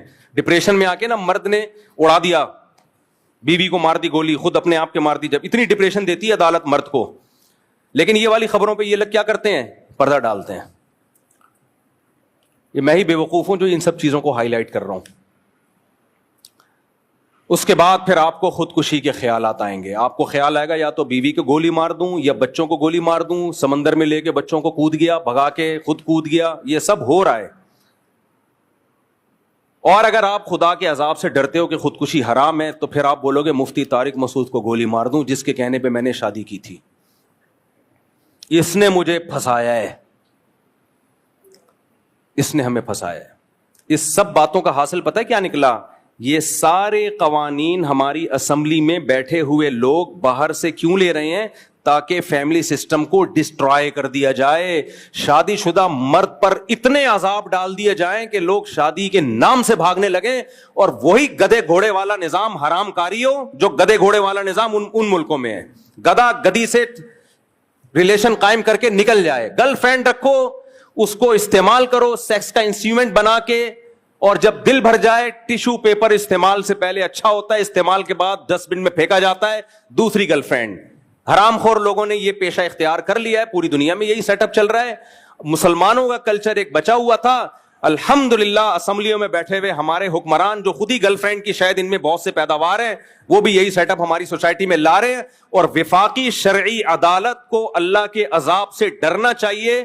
ان کو میں سمجھا کے وفاقی شرعی عدالت کے جج سے میں نے براہ راست بھی بات کی ہے کہ تم لوگوں نے کورٹ میں جس خلا کو پروموٹ کیا ہے, خدا کی قسم لا الہ الا اللہ, یہ زنا ہے, زنا ہے, زنا ہے. عورت دوسرے مرد کے لیے حلال نہیں ہوگی. یہی بٹھا کے میں نے سمجھایا وفاقی شرعی عدالت کے جج کو. ادھر مجھ سے ملنے آئے تھے, چائے پلائی, میں نے کہا خدا کی قسم یہ زنا کو تم لوگ پروموٹ کر رہے ہو. لیکن جج صاحب کی سمجھ میں یہ بات نہیں آئی. اللہ کی قسم وفاقی شرعی عدالت کا جج بھی جہنم میں الٹا لٹکا ہوا ہوگا, میری تمنا ہے. اور یہ ہمارے وکیل بھی, اور ہمارے ججز بھی, ہمارے حکمران بھی, اور وہ علماء بھی جو اس عدالتی خلا پہ خاموش ہیں, آواز نہیں اٹھا رہے, میری تمنا ہے. کیونکہ ان لوگوں نے اتنا بڑا ظلم کیا ہماری فیملی سسٹم کو ڈسٹرائے کرنے میں, ہمارے فیملی سسٹم کو توڑنے میں, girl friend boy friend system کو پروموٹ کرنے میں اس خلا کے ذریعے. میں اللہ کے سامنے کہہ دوں گا, اے اللہ میری جو ذمہ داری تھی, میں نے حکومت کے خوف کے بغیر, جیل کچہری اور توہین عدالت کے خوف کے اس قانون کے سے نہیں ڈرا. میں نے جو حق تھا وہ ممبر پہ کھل کے بیان کر دیا, میری ذمہ داری پوری ہو گئی. اے اللہ میں بری ہوں. اب اگر کوئی مولوی اس پہ خاموشی اختیار کرتا ہے, کوئی جج اس خلا کو صحیح قرار دیتا ہے, کوئی مولوی, اہل حدیثوں میں بعض مولوی ایسا کر رہے ہیں کہ یہ خلا ٹھیک ہے, یہ سارے جہنم میں الٹے لٹکے ہوئے ہوں گے, سارے الٹے, کیونکہ یہ زنا کو پروموٹ کر رہے ہیں, خاندانی نظام کو توڑ رہے ہیں. یہ مجھے ایک بات بتاؤ, آپ کو پتا ہو کہ میری بیوی کو ہر وقت یہ رائٹ ہے جب چاہے عدالت سے خلا لے لے, آدمی اس کو بیوی کیوں بنائے گا؟ پھر وہ بیوی کس بات کی ہے؟ گرل فرینڈ اور بیوی میں فرق کیا رہ گیا؟ پھر گرل فرینڈ کو بھی یہ رائٹ ہے جب چاہے چھوڑ کے چلی جائے, بیوی کے پاس بھی کورٹ نے یہ رائٹ دے دی ہے جب چاہے کورٹ سے خلا لے کے چلی جائے. ابے تو گرل فرینڈ ہی رکھ لیتا, اس سے بہتر نہیں تھا کیا؟ ان حرام خوروں کو اتنی بڑی زمینی حقیقت سمجھ میں نہیں آ رہی ہے, اور پھر ہمیں سمجھاتے ہیں حدیث بخاری کی, قرآن کی. تو تم قرآن و حدیث ہم تم سے زیادہ سمجھتے ہیں. سب سے پہلے اجماع امت ہے, صحابہ نے, تابعین نے, چاروں اماموں نے قرآن و حدیث سے کیا سمجھا ہے. تم 15ویں صدی کے مولوی ہمیں بتاؤ کہ قرآن و حدیث کیا ہے. بہت افسوس ہوتا ہے, مجھے اہل حدیثوں سے یہ توقع نہیں تھی. جب میں اہل حدیثوں کو دیکھتا ہوں اسی عدالتی خلا کو پروموٹ کر رہے ہیں, یار تم تو صبح شام کہتے ہو قرآن حدیث قرآن حدیث, تمہیں کیا ہو گیا؟ اس سے میں تقلید پہ اور مضبوط ہوتا ہوں کہ آپ ان مذاہب اربعہ کو فوکس کرو تاکہ اس گمراہی سے بچو آپ. ورنہ ہر شاخ پہ الو بیٹھا ہے, انجام گلستان کیا ہوگا. قرآن و حدیث کے نام پہ ہر شخص آپ کو گمراہ کرے گا. کوئی ایسا خلا نہیں ہے نہ قرآن میں نہ حدیث میں کہ عورت جب چاہے جائے اور کورٹ سے خلا کی ڈگری لے کے دفع ہو جائے. وہ ایسا یہ نہیں مانتا اسلام. یہ زنا ہے. عورتوں کو پسند ہو تو بھی یہ زنا ہے, پسند نہ ہو تو بھی یہ زنا ہے. زنا پہ اسلام کا لیبل مت لگاؤ. آپ گرل فرینڈ بن جاؤ کسی کی, لیکن عورتیں بھی پیڑے کھاتی ہیں. نہیں, بیوی بن کے حقوق بیویوں والے لینے, یعنی پاور وہ لینی ہے جو گرل فرینڈ کے پاس ہوتی ہے, حقوق وہ لینے جو بیویوں کو ملتے ہیں. گرل فرینڈ کو نان نفقہ ملتا ہے؟ بولو نا. نہیں. گرل فرینڈ کا بچہ حلالی ہوتا ہے حرامی ہوتا ہے؟ حرام کا بچہ ہوتا ہے وہ. گرل فرینڈ کا سسرال سے کوئی تعلق ہوتا ہے؟ وراثت ملتی ہے؟ نہیں. لیکن ایک پاور گرل فرینڈ کے پاس ہوتی ہے, جب چاہے بریک اپ کر لے. بیوی کو نان نفقہ ملتا ہے, گیس بجلی کا بل ملتا ہے, اس کے بچوں کی علاج معالجہ, ساری زندگی کا سہارا ملتا ہے. لیکن ایک چیز اسلام اس سے لے لیتا ہے, بھائی تمہیں اتنے بینیفٹس مل رہے ہیں تو بریک اپ کا تمہارے پاس رائٹ نہیں ہے. ہماری عدالتوں نے اور وفاقی شرعی عدالت نے اس کو مؤثر قرار دے کے کیا کیا ہے, عورت کو حقوق بیوی والے دے دیے, یعنی مرد پہ ذمہ داریاں ڈال دیں, اور پاور گرل فرینڈ والی دے دی. تو آدمی کا بیڑا غرق. آدمی کا کیا کر دیا؟ بیڑا غرق کر دیا. اور یہ صرف پاکستان میں نہیں, پوری دنیا میں یہ ہو رہا ہے. اور ہمیں بتایا جاتا ہے کہ فلانے اسلامی کنٹری میں بھی یہ قانون ہے. اور بھائی صاحب, اس زمانے کے اسلامی کنٹریوں کے قوانین کو پرکھا جائے گا قرآن و سنت پہ. کنٹری کا ابھی وہ ہے نا, ایک جدہ کے مفتی اعظم ہیں, ایک جدہ کے کلپ بنانا اور اس پہ وہ مفتی اعظم چلا دینا تاکہ پتہ چلے. وہ مفتی اعظم صاحب فتویٰ دے رہے ہیں, جدہ کے بڑے مفتی اعظم صاحب ہیں, پاکستانی مفتی اعظم صاحب, عربی کی بات نہیں کر رہا میں, ہے وہ مفتی نہیں, لیکن ان کے مسائل بتانے کا فارغ آدمی ہے. مسائل ایسے بتاتے ہیں جیسے مفتی اعظم, اور صبح شام امام حنیفہ اور حنفیوں کو رگڑتے رہتے ہیں. جہاں کوئی موقع ملے گا رگڑتے رہیں گے. محترم کہہ رہے ہیں کہ 3 طلاقیں میرے پر رد کیا, کہ 3 طلاقیں ایک ہوتی ہیں. اور پھر دلیل کیا دی ہے؟ سعودی عرب میں 2022 میں بادشاہ نے ایک سرکولیشن جاری کیا جس میں کہا کہ آج سے سعودی عرب کی عدالت 3 طلاقوں کو ایک قرار دے گی. کہہ رہے ہیں دیکھو سعودی عرب بھی یہ کر رہا ہے, اور یہ ہندوستان پاکستان کے ہم جیسے دیسی مولوی کیا کر رہے ہیں. میں نے, اور نیچے لوگوں کے پازیٹیو کمنٹس, ماشاءاللہ ماشاءاللہ مفتی اعظم صاحب, اتنی سینس نہیں ہے کم بختو. سعودی عرب میں اسلام 2022 میں آیا ہے کیا؟ 2021 تک وہاں کے بادشاہ کا بھی فتویٰ تھا. جب سے اسلام آیا 2021 تک سعودی عرب کی کورٹ 3 طلاقوں کو 3 قرار دیتی رہی ہے. تبھی تو 2022 میں بادشاہ نے چینج کیا اس کو, ورنہ چینج کرنے کی ضرورت کیا تھی؟ کمبخت آدمی, 2022 میں جو قانون چینج ہو رہا ہے تو اس کو اسلام کہہ رہا ہے, اور 2021 تک جو قانون 1400 سال سعودی عرب میں چلا آ رہا ہے 3 کو 3 کہنے کا, اس کو کہہ رہے بر صغیر کے حنفی مولوی. یہ ان لوگوں کی مینٹیلٹی ہے. نہیں آ رہی میرا خیال ہے بات؟ کہہ رہے سعودی عرب نے بھی 2022 میں قانون بنایا ہے کہ 3 طلاق کتنی ہوں گی؟ ایک. ابے 2022 میں بنایا ہے, یہ بنایا اس لیے کہ اس سے پہلے 3 تھی سعودی عرب میں. 2022 کے فیصلوں کو کہہ رہے ہیں قرآن و سنت. اس سے پہلے امت سعودی عرب میں بھی گھاس کھا رہی تھی, باقی ملکوں میں بھی گھاس کھا رہی تھی. یہ ہیں مجتہد, وہ اہل حدیث ہیں اور وہ بڑے فنٹر بنتے ہیں. یہ تو ان لوگوں کا علم ہے. کوئی انگریز مسلمان ہو وہ سعودی عرب سے اعتراض نہیں کرے گا, حضرت جی 2022 میں آپ کو خیال آیا کہ 3 طلاقیں ایک ہوتی ہیں, اس سے پہلے کیا ابھی تک ریسرچ نہیں کی تھی آپ لوگوں نے قرآن و سنت پہ؟ وہ کہیں گے تھی, ہم تو کسی کو نہیں تقلید نہیں کرتے, ہم تو قرآن حدیث کو فالو کرتے ہیں. قرآن حدیث میں ہمیں لگا کہ 3 ایک ہوتی ہیں. وہ کہے گا اب تک لوگوں کو کیا لگ رہا تھا؟ تمہارے پرانے جتنے بادشاہ ہیں وہ کیا, ان کو کیا لگ رہا تھا؟ اٹھا کر پھینک دو باہر گلی میں, نئی تہذیب کے انڈے ہیں گندے. ہم وہ قرآن حدیث مانتے ہیں جو صحابہ اور 4 اماموں سے ثابت ہو. بس آج کل کے مجتہدین چاہے کتنا بڑا افلاطون بقرات ہو, اس کا قرآن و حدیث کی تشریح ہم دیوار پہ پھینکتے ہیں ہم اس کو. تو یہ پورا جو خاندانی نظام ہے نا, یہ تباہ برباد کیا جا رہا ہے. بل پیش کیے جا رہے ہیں کہ شوہر نے بیوی کو تھپڑ مارا تو FIR کٹے گی. وہ تھپڑ نہیں مارے گا میرے ماموں, وہ چھوڑ دے گا. انگریز بیوی کو تھپڑ نہیں مارتا کیونکہ اس کو پتا ہے میں نے ایک چانٹ, میں نہیں کہہ رہا بیویوں کو تھپڑ مارا کریں, اچھی بات نہیں ہے, لیکن یہ قانون غیر اسلامی ہے کہ ایک تھپڑ اگر لگا دیا گناہ ملے گا. خاندان والوں کو چاہیے اس کو روکیں, اس پہ FIR نہیں بنتی ہے اسلام میں, کیونکہ بوقت ضرورت شدیدہ کے وقت قرآن نے مرد کو بیوی پہ ہاتھ اٹھانے کی اجازت دی ہے, ترغیب نہیں دی ہے, پرمیشن دی ہے, کیونکہ بعض سچویشن ایسی ہوتی ہیں کہ مرد اگر ہاتھ نہ اٹھائے تو اس کے پاس ڈیورس کے علاوہ کوئی راستہ نہیں ہے. ٹھیک ہے, خاندانی عورتوں میں اس کی ضرورت پیش نہیں آتی, لیکن سربراہ کو اگر آپ پرمیشن ہی نہیں دے رہے سختی کرنے کی تو پھر سربراہ تھوڑی ہے, وہ خانسامہ ہے. آپ کی بیوی آپ کی ماں کو گالی دے رہی ہے, آپ کے باپ کو گالی دے رہی ہے, کسی غیر مرد سے تعلقات رکھ رہی ہے, اب آپ کے پاس ایک ہی راستہ ہے, یا تو سختی سے روکو گے یا ڈیورس دو گے. ڈیورس دینے کے بعد بچوں کے مسائل ہیں, 20 مسائل ہیں, تو اسلام کا بالکل نیچر کے مطابق حکم ہے کہ تم چونکہ سربراہ ہو لہذا تم زبردستی بھی جائز چیزوں میں اپنی اطاعت اس سے کروا سکتے ہو. ہاں, اس کا غلط فائدہ نہ اٹھائے. ہماری سوسائٹی میں اکثر عورتوں پہ ہاتھ الحمدللہ نہیں اٹھائے. ہمارے نبی نے پوری زندگی کبھی اپنی زوجہ پہ ہاتھ نہیں اٹھایا. سیرت نبی کی یہی ہے, خاندانی لوگ یہ کام نہیں کرتے, لیکن ایک آپشن رکھا ہے, کبھی ضرورت پڑ بھی سکتی ہے. آپ نے قانون بن رہے ہیں یہ سب, اور ہماری سیاسی دینی تنظیمیں چپ بیٹھی ہوئی ہیں, چپ. ان کی موجودگی میں ہو رہا ہے سب کچھ. کچھ آواز اٹھاتی ہیں, کوئی جان نہیں ہوتی اس آواز میں. تو آپ نے کیا کیا کہ وہ ایک لگایا, فوراً کیا کٹے گی, FIR. جب بیوی تھانے چلی گئی تو آدمی اس کو بیوی بنا کے رکھے گا؟ پھر آدمی کہتا ہے اب میں اس کو طلاق دوں. اب طلاق دینے کے بعد اس کو پتا ہے بچے بھی گئے اور وہی زندگی بھی گئی. کہیں اور نکاح کرے گی تو بچے ہمیشہ ستیلے باپ کے پاس. تو اب کیا حل ہے اس کا, کیا حل ہے اس کا؟ یا تو اپنے مارے گا یا اس کو مارے گا, جو دونوں حرام ہیں. یہ ہو رہا ہے, یہ گدے گھوڑے جو ہوتے ہیں نا دم ہلانے والے. تمہارے پاس اسلام ہے میرے بھائی, پاکستان کا آئین کیا ہے, اسلام ہے. کتنا اچھا قانون ہے, اسلام کو فالو کرو. ہر چیز اللہ نے میاں بیوی کے حقوق بتا دیے ہیں. ظلم ہو رہا ہے اس کا بھی علاج اللہ نے بتایا ہے. مسلم لیگ کی ایک خاتون نے چند سال پہلے عدالتی خلا کے خلاف آواز اٹھائی تھی, نام ان کا ذہن سے نکل گیا.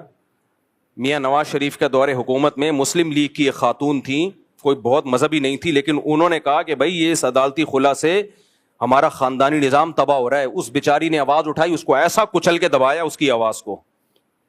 کچھ اچھے لوگ بھی ہیں اسمبلی میں, سارے برے نہیں ہیں. تو آپ کے لیے جو ملک میں قوانین بن رہے ہیں سارے کس کے فیور میں, عورت کے فیور میں. اس سے کیا ہوگا, عورتیں بڑی خوش ہو رہی ہیں, زندہ باد. نیچے کمنٹ سارے ہوتے ہیں عورتوں کے, اچھا ہے او بھائی آپ کی نسلیں تباہ ہو رہی ہیں, آپ کی بیٹیوں کو کوئی نہیں پوچھے گا اب, کیونکہ انگریزوں میں بھی یہی ہوا ہے پہلے, سارے رائٹس. اچھا ان لوگوں نے تو انگریزوں سے بھی زیادہ رائٹس دے دیے. تو اس کے بعد پتہ ہے کیا ہوگا, جب سارے رائٹس عورت کے پاس ہوں گے تو پھر انگریزوں نے شادیاں کرنا چھوڑ دی. کرتے ہیں انگریز شادی, بولتے ہیں پاگل ہیں یار ہم بیوی بنا کے لائیں, پاگل ہو رہا ہوں کیا میں.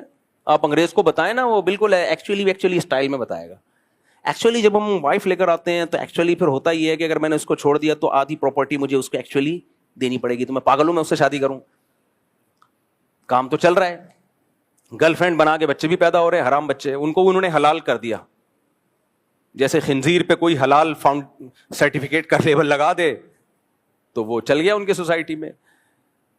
تو ہمارا بھی یہی سسٹم تباہ و برباد کرنا چاہتے ہیں. اٹھا کر پھینک دو باہر گلی میں, نئی تہذیب کے انڈے ہیں, گندے انڈے ہیں. اب آپ کہو گے مفتی صاحب ہم کیا کریں, قانون تو یہی ہے نا, قانون تو یہی ہے نا. تو یہ تو آپ نے ہمیں اور ڈرا دیا. ہم نے شادی کی, کوئی مسئلہ ہوا, ہم تو چھوڑیں گے تو مصیبت میں. بیگم کو جمشید پسند آیا, پتلی گلی سے نکل گئی.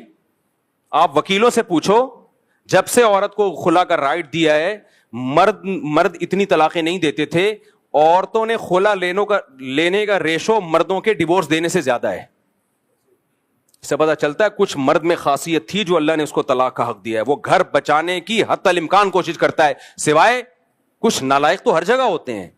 لوگ مثالیں دیتے ہیں اس نے ظلم کیا, بھائی چند فیصد تو ہر جگہ برے ہوتے ہیں. قانون اکثریت کو دیکھ کے بنایا جاتا ہے. اب تک جو اسلامی نظام, اسلامی سوسائٹی میں خاندانی نظام آباد ہیں, یہ اس لیے کہ مردوں نے طلاقیں نہیں دی ہیں. دینے والوں کا ریشو بہت کم ہے. لیکن جب سے یہ خلا ہماری سوسائٹی میں آیا, میں نہیں کہہ رہا, آپ وکیلوں سے ملو, وکیل بتاتے ہیں کہ طلاق کا ریشو سے زیادہ خلا کا ریشو بڑھ گیا ہے. آپ مالدار تھے, آپ کی آمدن کم ہوئی, ٹاٹا بائے بائے. آپ اور پھر جاب بھی کر رہی ہیں. جب جاب کر رہی ہیں تو وہاں کیا خیال ہے, حاجی عبدالوہاب صاحب بیٹھے ہیں اس کے ساتھ کرسی پہ ہیں, یا مولانا طارق جمیل صاحب بیٹھے ہوئے ہیں کرسی پہ, بھی آپ جیسے ہی کوئی چھڑا چھاٹ بیٹھا ہوا ہوگا. وہ کیا کرتا ہے, وہ دیکھتا ہے میری والی پرانی 10 سال سے دیکھ رہا ہوں, نئی والی تو بری بھی بہت اچھی لگ رہی ہوتی ہے ٹھرکیوں کو, تو میجورٹی تو ٹھرکی ہی ہے نا. وہ پھر ادھر دوستیاں بھی لگائے گا, اپنے گھر میں بھی اس کی توجہ کم ہو رہی ہے, وہاں بھی بیگم کو شک اور شبہات, وہ الگ ڈیورس, اور یہ میرٹ سے آپ کی سلام دعا, یہ الگ ڈیورس. گدے گھوڑوں والا نظام ہو جائے گا میرے بھائی. یہ سوسائٹی, یہ گدے گھوڑے صرف سوٹ اور ٹائی سے نہیں پتا چلتا کہ یہ انسان ہے.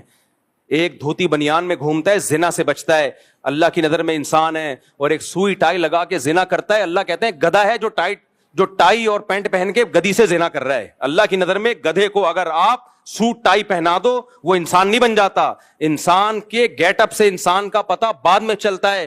اللہ کی نظر میں اس کے اعمال سب سے پہلے ہیں جو اس کو انسان بناتے ہیں. تو آپ کہو گے مفتی صاحب ہم تو چوڑے میں آ گئے. پہلی بات تو سوشل میڈیا پہ اس خلا کے خلاف آواز اٹھاؤ. یہ جو خواتین کے رائٹ کے نام پہ ایک بےہودگی پھیلا دی ہے نا, اس کے خلاف آواز اٹھاؤ. یہ آپ کا اور میرا دینی فریضہ ہے. بولا کرو ہم اس خلا کو نہیں مانتے, یہ زنا ہے, آواز اٹھاؤ اس کے خلاف. اور یہ جو خواتین کے حقوق کے نام پہ انارکی پھیلائی جا رہی ہے, بولے ہم یہ نہیں مانتے, فیمنسٹ عورتوں کی باتیں ہیں. عزت دار عورت اپنے شوہر کے ساتھ وفا کرتی ہے, عزت دار مرد اپنی بیوی کے ساتھ وفا کرتا ہے, جیسے ہمارے باپ داداؤں نے زندگی گزاری ہے. اس کے خلاف آواز اٹھاؤ گے کہ نہیں اٹھاؤ گے آواز؟ اتنا پھیلا دو اس کو سوشل میڈیا پہ. جب کھلا دے بولے تو اپنی بیوی کو چھوڑ, یہ ہماری بیوی ہے, تیرے کو اس میں اللہ نے حق, اپنی بیوی کو جج طلاق دے سکتا. ہاں ظلم ہو رہا ہو تو ایک الگ بات ہے, میں بار بار کہتا ہوں ظلم میں تو ہم بھی عورت کو کا ساتھ دیتے ہیں. لیکن اب آپ کہو گے کہ میرا کیا ہوگا کالیا. اچھا میں ایک اپنے بارے میں بتا دوں, میں عدالتی خلا کے خلاف اتنا چیختا ہوں. ایک صاحب نے کہا لگتا ہے مفتی صاحب کی بھی کوئی بیوی خلا لے کے گئی ہوئی ہے جو بیچارے اتنا پریشان ہے. میری کسی بیوی نے کورٹ سے خلا نہیں لیا ہے. یہ میرے گھر کا مسئلہ الحمدللہ ہے ہی نہیں, بلکہ میں نے اپنے گھر والوں سے کہا ہوا ہے کسی کو کسی بھی موڑ پہ میں اچھا نہ لگوں. زندگی کے کسی بھی موڑ پہ آپ کو خیال آئے کہ غلط جگہ شادی ہو گئی ہے تو مجھے بتا دینا, کورٹ میں جائے بغیر ہی میں, قرآن کے جو الفاظ ہیں امساکم بمعروف او تسریح باحسان, اچھے طریقے سے رکھو یا اچھے طریقے سے رخصت. تو میں نے کہا اگر کسی موڑ پہ خیال آیا کہ ہماری شادی غلط آدمی سے ہو گئی ہے تو مجھے بتا دینا, میں اسی دن محبت کے ساتھ رخصت کر دوں گا. میں یہ نہیں کہہ رہا مجھے یہ خوشی ہوگی کہ ماشاء اللہ, کیونکہ عورتیں فوراً کہتی ہیں اچھا اتنے آرام سے چاہتے ہو کہ, یہ نہیں, اس کا یہ مطلب نہیں ہے. اس کا مطلب یہ کہ میری رائے یہ کہ جو میرے ساتھ نہ رہنا چاہے تو میری غیرت کے خلاف ہے, میں اس کو رکھوں. مرد کو ہونا تو ایسا ہی چاہیے بھائی, میری غیرت کے خلاف ہے. تو اس لیے میرے گھر کا مسئلہ نہیں ہے یہ آپ لوگوں کا مسئلہ ہے, ان عورتوں کا مسئلہ ہے جو خلے لے کے آزاد ہو رہی ہیں. پھر جب کہیں اور شادی کریں گی بھائی, وہ مرد بھی کہے گا جس نے پہلے والے سے وفا نہیں کی وہ میرے ساتھ کیا وفا کرے گی. برباد ہو گئی ہیں, زندگیاں برباد ہو گئی ہیں. تو یہ عورت کے حق میں بھی ہے. میں عورتوں کے حقوق پہ خدا کی قسم بہت زیادہ بولتا ہوں, لوگ سمجھتے نہیں بولتا. میں پائیدار حقوق کی بات کرتا ہوں, میں 4 شادیوں کی بات کرتا ہوں, عورت کے لیے کرتا ہوں, مردوں کے لیے. تو مرد تو پھنس جاتا ہے, مرد تو پھنسا 4 اور اس زمانے میں تو ٹھیک ٹھاک پھنسے گا. اچھا اب میں آپ کو کہہ رہا ہوں کہ مفتی صاحب آپ نے تو ایک بڑا بھیانک منظر پیش کر دیا, ایک شادی کبھی کہ وہ خلا بھی لے سکتی ہے, کورٹ میں تو اسی کے رائٹ ہیں. پہلے تو اس کے خلاف آواز اٹھاؤ, اس قانون کو چینج کرواؤ. پاکستان اسلامی ملک ہے, اس میں قانون چینج ہو سکتا ہے اگر پبلک چاہے, اگر علماء چاہیں, ہو سکتا ہے. چاہ ہی نہیں رہے ہیں, چاہتے ہی نہیں ہیں. جو بھگتتا ہے پھر وہ چاہنا شروع کر دیتا ہے, بس وہ اکیلے آدمی سے کیا ہوگا. تو اب آپ کہیں گے مفتی صاحب پھر تو گرل فرینڈ ہی ٹھیک ہے. اور ہندوؤں کے آج کل آ رہے ہیں ان کے پوڈ کاسٹ میں غیر مسلم لوگ بات کر رہے ہیں, ہندو لوگ بھی, اب تو مسلمانوں نے بھی جو لبرل ہے وہ کہ یار بیوی کی کیا ضرورت ہے, گرل فرینڈ بہت اچھے رشتہ ہے, یہ تو مولویوں کے کام ہے بیوی شیوی. تو آپ کہہ سکتے ہو بھائی ٹھیک ہے پھر تو چوڑے میں آئیں گے ہم, سارے حقوق اسی کو دیے جا رہے ہیں. تو اس کے 2 حل ہیں, 3 حل ہیں. ایک تو یہ کہ قانون چینج کرنے کی کوشش کرو. دوسرا حل یہ بھائی حلال میں جتنی بھی ٹینشن ہو, آخرت کے عذاب سے بہرحال وہ کم ہے. ہماری نظر میں دنیا میں چوڑے میں آ جانا, مصیبتوں میں آ جانا, اس پہ صبر پہ ثواب ملے گا. جن لوگوں نے شادی کی ان کی بیویوں کو جمشید پسند آیا اور بیوی بچوں کے ساتھ جمشید کے ساتھ بھاگ گئی خلا لے کے, وہ میرے پاس جب روتے ہوئے آتے ہیں میرا کیا ہوگا کالیا, تو میں کہتا ہوں تیرا کچھ بھی نہیں ہوگا کالیا, جو تھا تیری بیوی نے کھا لیا. کہہ رہے میں کیا کروں, میں نے کہا بچے بھی گئے بیگم بھی گئی, میں نے کہا بچوں سے جتنی استطاعت ہے ملنے کی کوشش کرتے رہو, اب دوبارہ سے یہ والی شادی کو کینسل سمجھو, دوبارہ سے نئی شادی کر کے بچے پیدا کرو, کوئی نہ کوئی تو ٹھہرے گی نا انشاءاللہ. میں نے کہا اب ٹینشن کیا ہے, جو مقدر میں ہے بس ہو گیا, وہ جہنم میں جائے گی, تجھے صبر کرے گا, بس یہی فائدہ ہوگا. دوسرا حل کیا ہے, شادی سے پہلے پلاننگ کرو, انسان کی بچی سے شادی کرو جس کے بارے میں آپ کو پتا ہو کہ جب نکاح اور طلاق کے مسائل یہ مفتیوں سے پوچھے گی, علماء سے ایسی بھی نیک خواتین ہیں. چند مہینے پہلے خاتون آئیں کہ میرا شوہر مارتا پیٹتا ہے, شراب پیتا ہے, بہت ظلم کرتا ہے, میں چاہوں 2 منٹ میں کورٹ سے خلا لے لوں, لیکن میں چاہتی ہوں کہ میں وہ خلا نہ لوں جو کالعدم ہے. مجھے علماء حل بتائیں کیسے علیحدگی ہو سکتی ہے. پھر ہم نے اس کو حل بتایا, یہ تو ویلڈ کیس ہے, جس طرح سے وہ مار رہا ہے اور اس پہ گواہ بھی ہیں, تو اس کو تو ہم نے لکھ کے دیا کہ اس طرح سے کورٹ میں کیس کریں, اس طرح سے گواہ پیش کریں, اور یہ ویلڈ ریزن ہے. وہ چاقو نکال لیتا ہے, شراب کے نشے میں مدہوش ہو گئے, وہ تو گردن کاٹ دے گا بھائی, یہ ویلڈ ریزن ہے. یہ تھوڑی ہے کہ وسیم پسند آ رہا ہے اور جمشید پسند آ رہا ہے, اس پہ گواہ بھی ہیں اس کے پاس, اور وہ گواہوں سے ہم نے خود بیان بھی لیا ہے, خود ہم نے جج کیا ہے کہ واقعی یہ ویلڈ یہ ہے, یہ جھوٹ نہیں بول رہے گواہ, کراس کویشچن کر کے ہم نے بھی تنقیح کی ہے. تو پہلی بات دیندار سے نکاح کرو, یہ لبرل انٹیوں کو چھوڑ دو, لبرل لوگوں کے لیے پردے دار, باحیا, دیندار, نمازی, جو شریعت کو فالو کرتی ہو, وہ کم از کم اس کو یہ تو پتا ہوگا کہ بھائی یہ میاں سے طلاق لیے بغیر نہیں ہو سکتی علیحدگی, اور وہ اگر علیحدگی لے گی بھی, علیحدگی ہوئی بھی, تو اس کو پتا ہے میں بچوں کو باپ سے ملنے سے نہیں روک سکتی, اور اگر میں بچوں سے باپ سے بچوں کا خرچہ لے رہی ہوں تو کم سے کم ہفتے میں 1 دن مجھے بچے باپ کے پاس چھوڑنے پڑیں گے 24 گھنٹے کے لیے. یہ شریعت نے اس کو حق دیا ہے باپ کو, تاکہ وہ اپنے ساتھ گھمائے, سلائے, اپنے رشتے داروں سے ملائے. یہ نہیں ہوگا عدالت میں منہ دکھائی کرائی اور واپس لے گئے, یہ نہیں ہوگا. اس کو دل میں اللہ کا خوف ہوگا. میں نے بتایا تھا نا, امریکہ سے خاتون نے فون کیا کہ میرے شوہر نے مجھے ڈیورس دی ہے اور گورنمنٹ آدھی پراپرٹی مجھے دے رہی ہے, تو کیا شرعاً میرے لیے حلال ہے؟ میں نے کہا نہیں, آپ کے لیے حلال نہیں ہے یہ آدھی پراپرٹی. شوہر سے کہیں کہ میں تمہیں واپس کرتی ہوں, میرا مہر دے دو بس, اور عدت کا خرچہ دو, بچوں کا خرچہ تو بہرحال دینا پڑے گا وہ, تو اس کے علاوہ میرے لیے کچھ حلال نہیں ہے. میں نے کہا پھر بھی اگر وہ دے دے تو ہدیہ سمجھ کے لے لیں. تو ایسی نیک خواتین بھی الحمدللہ ہیں, ان کو پتہ ہے بھائی کسی کا مال ناحق نہیں کھا سکتے ہم, حرام ہے. تو اللہ کرے میں بات کہاں سے لے کے چلا تھا, کدھر کو نکل لیے ہم. کچھ نہ رستے کا پتہ ہم کو, نہ منزل کی خبر, جا رہے ہیں جس طرف ہم کو لیے جاتا ہے دل. خیر کام کی باتیں ہی ہو گئیں. تو مجھے شادی کرنے کا شوق نہیں ہے میرے بھائی, میں خاندانی نظام کو بچانا چاہتا ہوں. اس سلسلے میں حاضر ہوا ہوں آپ کی خدمت میں.